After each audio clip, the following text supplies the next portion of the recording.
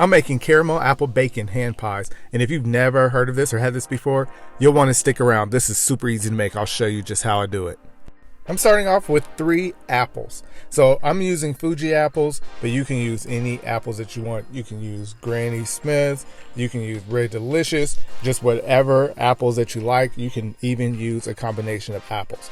I'll slice them and dice them up, and then I'm going to cook them over the stove. On my pan, I've got 2 tablespoons of butter that I've melted down, and it's over medium heat. And to that, I'm adding a 1/4 cup of sugar, and then 1 teaspoon of cinnamon. And this smells so good already. I'm going to cook these over medium heat until they begin to soften up. And that process is going to take about 15 minutes. Cooking them down as much as I can before I add them to the pie dough. And I'm doing this not just to soften them up, but to also make sure that I get rid of as much water as I need to before they begin to go into the oven. To that, I added a 1/4 cup of apple juice and a tablespoon of cornstarch plus a tablespoon of water. If I didn't do that, it would be mostly cooked apples, and I like the gooiness of the gel fruit juice. Now I'm going to start to prepare my pie dough. So I bought 2 pounds of store-bought pie dough. I could make my own, but I didn't want to. I didn't feel like doing it, so I just bought some, and that's okay.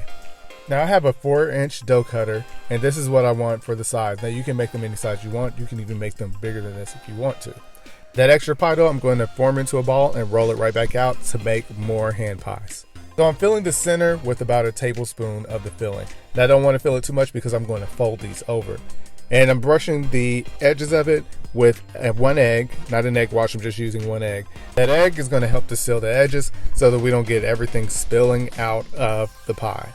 You're going to see me fold these over, but you can also add another piece of the round pie dough, place it right on top, and seal the edges. If you do that, you'll be able to get more pie filling on the inside, but you won't get as many pies. You can do it however you want to. You can even make shapes if you want to. It's just however you want to do it, but this is how I'm going to do it.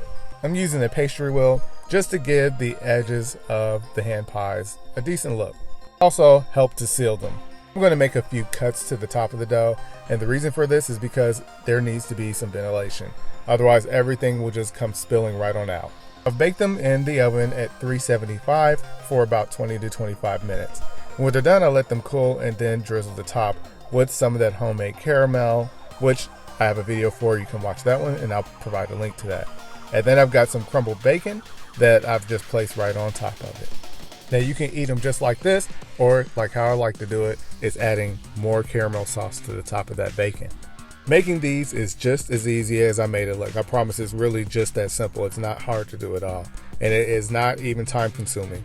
And the end result is a delicious caramel apple bacon hand pie that you can only get right from your house. You cannot buy this at any store.